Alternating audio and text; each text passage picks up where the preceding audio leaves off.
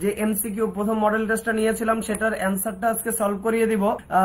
সবাই একটু মনোযোগ দিবেন, অ্যান্সারটা সলভ করিয়ে দিচ্ছি। প্রথম অধ্যায়ের যেই কোশ্চেনগুলো আমরা সলভ করেছিলাম সেখানে আমরা দেখতে পাচ্ছি প্রথম অধ্যায়ের যে নৈবিত্তিকগুলো সলভ করেছিলাম তার 1 নম্বর নৈবিত্তিক ছিল জীববিজ্ঞানের কোন শাখায় জীবাশ্ম নিয়ে আলোচনা করা হয়। জীববিজ্ঞানের যে শাখায় জীবাশ্ম নিয়ে আলোচনা করা হয় সেই শাখাটার নাম হচ্ছে জীবাশ্মবিদ্যা, বা জীববিজ্ঞানের যে শাখায় জীবাশ্ম নিয়ে আলোচনা করা হয়, জীববিজ্ঞানের যে শাখায় জীবাশ্ম নিয়ে আলোচনা করা হয় সেই শাখাটার নাম হচ্ছে জীবাশ্ম বিজ্ঞান বা প্রত্নতত্ত্ববিদ্যা বা প্যালায়েন্টোলজি। তাহলে জীববিজ্ঞানের যে শাখায় জীবাশ্ম নিয়ে আলোচনা করা হয়, জীববিজ্ঞানের যে শাখায় জীবাশ্ম নিয়ে আলোচনা করা হয় সেই শাখার নাম হচ্ছে জীবাশ্ম বিজ্ঞান প্রত্নতত্ত্ববিদ্যা বা প্যালায়েন্টোলজি। জীবাশ্ম বিজ্ঞান প্রত্নতত্ত্ববিদ্যা বা প্যালায়েন্টোলজি। এখন হচ্ছে আমরা 2 নম্বর নৈবিত্তিকটা সলভ করছি। কোনটির ক্রোমাটিন বস্তুতে ডিএনএ, আরএনএ এবং প্রোটিন থাকে? কোনটির ক্রোমাটিন বস্তুতে ডিএনএ, আরএনএ এবং প্রোটিন থাকে? কোনটার ক্রোমাটিন বস্তুতে ডিএনএ, আরএনএ এবং প্রোটিন থাকে? আমরা সবাই জানি প্রোটিস্টা রাজ্যে ডিএনএ, আরএনএ এবং প্রোটিন থাকে। আমরা সবাই জানি প্রোটিস্টা রাজ্যে ডিএনএ, আরএনএ এবং প্রোটিন থাকে। 3 নম্বর নৈবিত্তিক, নীলাভ সবুজ শৈবাল কোন রাজ্যের অন্তর্ভুক্ত? নীলাভ সবুজ শৈবাল কোন রাজ্যের অন্তর্ভুক্ত বা কোন কিংডমের অন্তর্ভুক্ত? নীলাভ সবুজ শৈবাল কোন রাজ্য বা কোন কিংডমের অন্তর্ভুক্ত? আমরা সবাই জানি নীলাভ সবুজ শৈবাল আর ব্যাকটেরিয়া হচ্ছে মোনেরা রাজ্যের অন্তর্গত। নীলাভ সবুজ শৈবাল আর ব্যাকটেরিয়া হচ্ছে মোনেরা রাজ্যের অন্তর্গত। নীলাভ সবুজ শৈবাল আর ব্যাকটেরিয়া হচ্ছে মোনেরা রাজ্যের অন্তর্ভুক্ত। আমরা সবাই জানি নীলাভ সবুজ শৈবাল আর ব্যাকটেরিয়া হচ্ছে মোনেরা রাজ্যের অন্তর্গত। আচ্ছা, নীলাভ সবুজ শৈবাল বা ব্যাকটেরিয়া হচ্ছে মোনেরা রাজ্যের অন্তর্গত। এবার সুপার কিংডম প্রোক্যারিওটার অন্তর্ভুক্ত রাজ্য কোনটা? আমরা জানি সুপার কিংডম প্রোক্যারিওটার অন্তর্ভুক্ত রাজ্য একটাই। সুপার কিংডম প্রোক্যারিওটার অন্তর্ভুক্ত রাজ্য একটাই, সেটার নাম হচ্ছে মোনেরা। সুপার কিংডম প্রোক্যারিওটার অন্তর্ভুক্ত রাজ্য একটাই, রাজ্যটার নাম হচ্ছে মোনেরা। সুপার কিংডম প্রোক্যারিওটার অন্তর্ভুক্ত রাজ্য হচ্ছে একটাই, সেটা হচ্ছে মোনেরা। এবার বলা হচ্ছে বহুকোষী শৈবাল কোন রাজ্যের অন্তর্গত? বহুকোষী শৈবাল কোন রাজ্যের অন্তর্গত? আমরা সবাই জানি এককোষী শৈবাল, বহুকোষী শৈবাল প্রোটিস্টা রাজ্যের অন্তর্গত। এককোষী শৈবাল, বহুকোষী শৈবাল প্রোটিস্টা রাজ্যের অন্তর্গত। এককোষী শৈবাল, বহুকোষী শৈবাল প্রোটিস্টা রাজ্যের অন্তর্গত, আমরা সবাই জানি এককোষী শৈবাল, বহুকোষী শৈবাল প্রোটিস্টা রাজ্যের অন্তর্গত।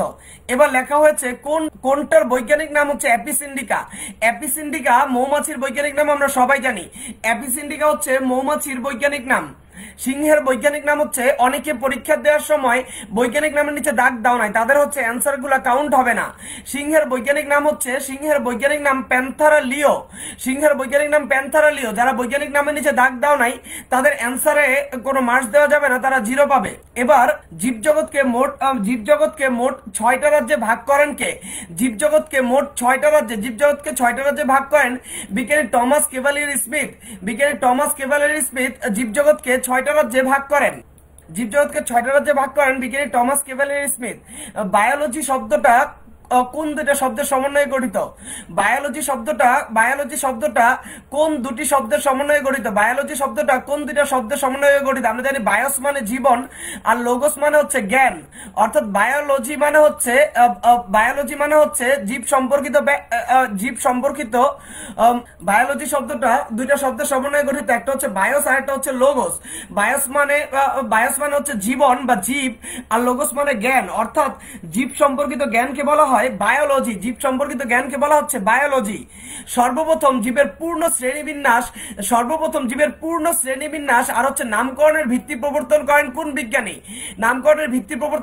বিজ্ঞানী? সেই বিজ্ঞানীর নাম হচ্ছে বিজ্ঞানী ক্যারোলাস লিনিয়াস। উনি হচ্ছে পূর্ণ শ্রেণীবিন্যাস আর নামকরণের ভিত্তি প্রবর্তন করেন। এবার উদ্ভিদের ক্ষেত্রে দ্বিপদ নামকরণ পদ্ধতি কোনটা? উদ্ভিদের দ্বিপদ নামকরণ পদ্ধতি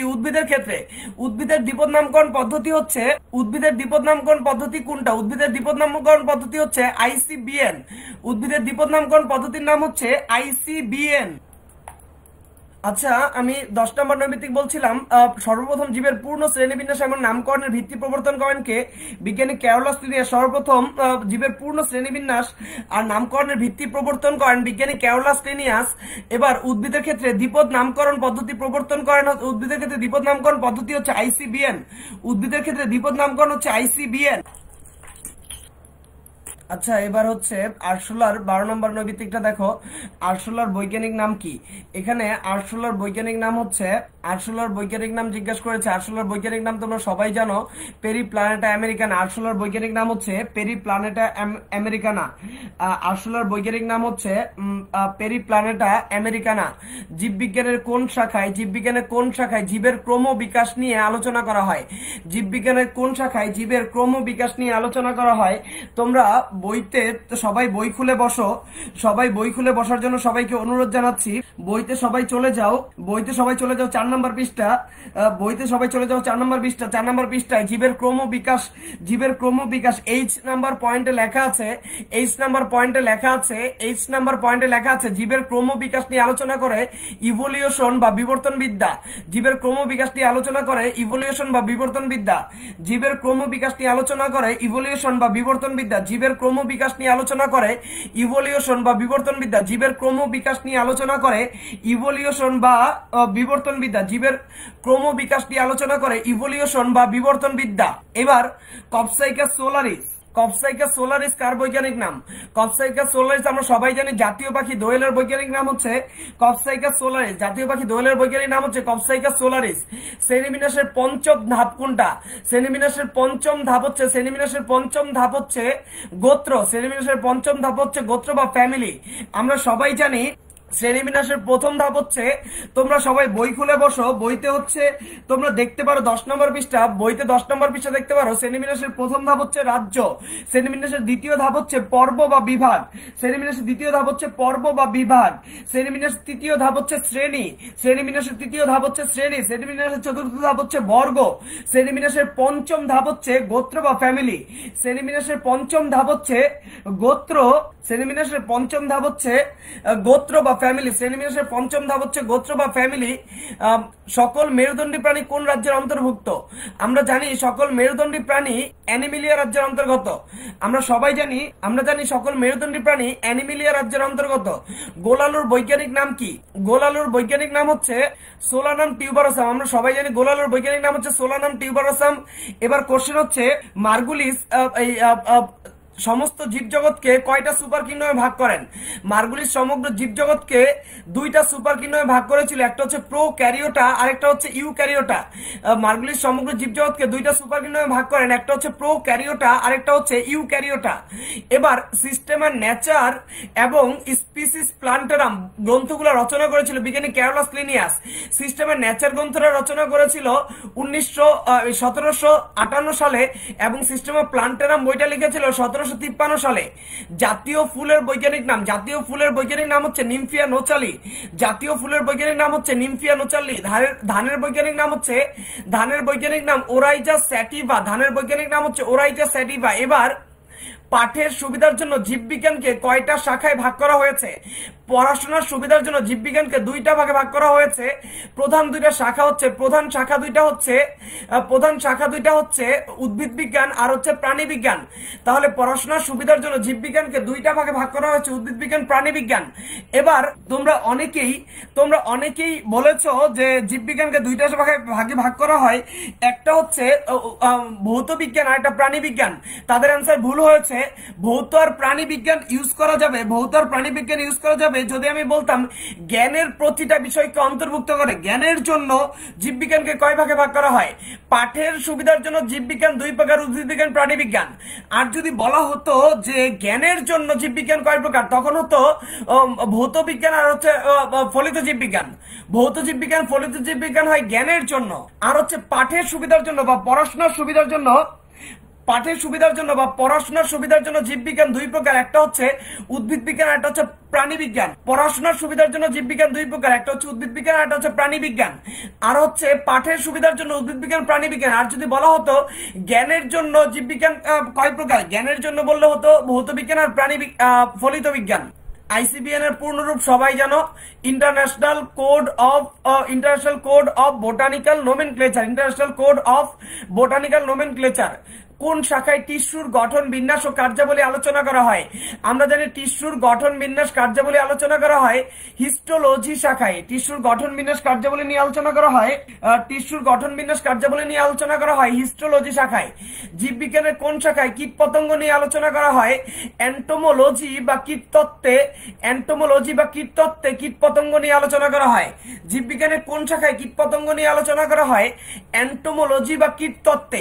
ভাইরাস, ব্যাকটেরিয়া, ছত্রাক সম্পর্কে আলোচনা করা হয় অণুজীব বিজ্ঞান বা মাইক্রোবায়োলজিতে। ভাইরাস, ব্যাকটেরিয়া, ছত্রাক সম্পর্কে আলোচনা করা হয় অণুজীব বিজ্ঞান বা মাইক্রোবায়োলজিতে। ভাইরাস, ব্যাকটেরিয়া, ছত্রাক সম্পর্কে আলোচনা করা হয় ছত্রাক সম্পর্কে আলোচনা করা হয় অণুজীব বিজ্ঞান বা মাইক্রোবায়োলজিতে। মানুষের রোগ সম্পর্কে আলোচনা করা হয় মানব জীবন, মানুষের রোগ আর রোগের চিকিৎসা সম্পর্কে আলোচনা করা হয় চিকিৎসা বিজ্ঞান বা চিকিৎসাবিদ্যা বা মেডিকেল সায়েন্সে। বিজ্ঞানী ক্যারোলাস লিনিয়াস আপসালা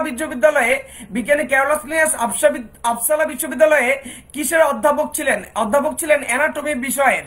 তাহলে বিজ্ঞানী ক্যারোলাস লিনিয়াস আপসালা বিশ্ববিদ্যালয়ে অধ্যাপক ছিলেন অ্যানাটমি বিভাগের। ক্যারোলাস লিনিয়াস কোন দেশের প্রকৃতি বিজ্ঞানী ছিলেন? সুইডেন বা সুইডিশ। বিজ্ঞানী ক্যারোলাস লিনিয়াস সুইডেনের প্রকৃতি বিজ্ঞানী ছিলেন। দ্বিপদ নামকরণ প্রবর্তন করেছিলেন। দ্বিপদ নামকরণের প্রবর্তক হচ্ছে বিজ্ঞানী ক্যারোলাস লিনিয়াস। টমাস ক্যাভালেরি স্মিথ প্রোটিস্টাকে কয় রাজ্যে ভাগ করেছিল? তাহলে প্রোটিস্টাকে কয় ভাগে ভাগ করেন? দুই ভাগে। একটা হচ্ছে প্রোটোজোয়া আর একটা হচ্ছে ক্রোমিস্টা। টমাস ক্যাভালেরি স্মিথ প্রোটিস্টা রাজ্যকে কয় ভাগে ভাগ করেন?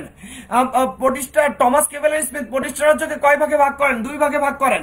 আমরা সবাই জানি টমাস ক্যাভালেরি স্মিথ প্রোটিস্টা রাজ্যকে দুই ভাগে ভাগ করেন, একটা হচ্ছে প্রোটোজোয়া আর একটা হচ্ছে ক্রোমিস্টা। অনেকেই 31 নম্বর নৈবিত্তিকে আমি দেখেছি, অনেকে 31 নম্বর নৈবিত্তিকে লিখেছে যে প্রোটিস্টাকে ভাগ করা হয়েছে দুই ভাগে।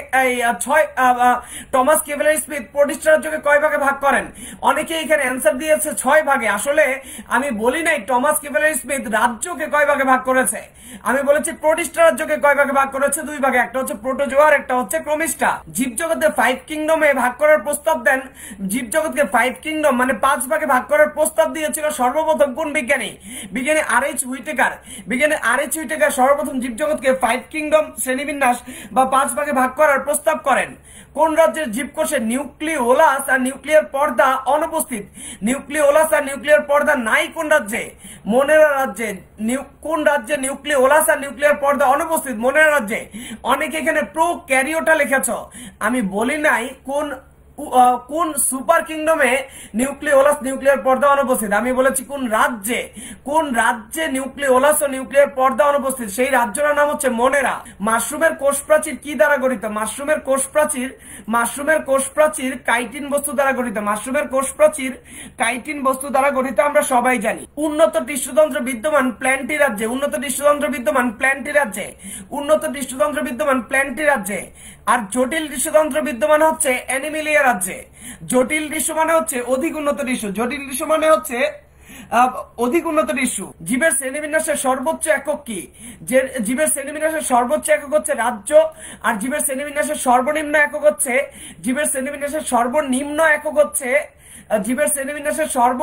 একক হচ্ছে প্রজাতি। সর্বোচ্চ একক হচ্ছে রাজ্য।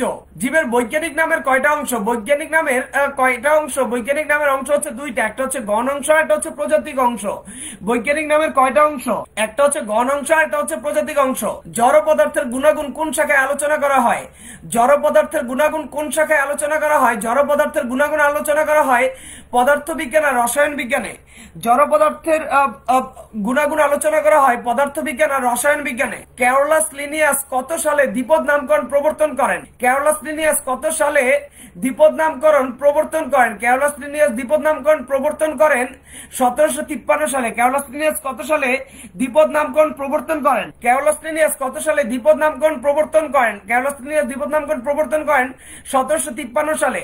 হুইটেকার কত সালে 5 কিংডম পদ্ধতির প্রস্তাব করেন? এবার বলা হচ্ছে হুইটেকার কত সালে 5 কিংডম পদ্ধতি প্রস্তাব করেন? হুইটেকার 5 কিংডম পদ্ধতি প্রস্তাব করেন 1969 সালে।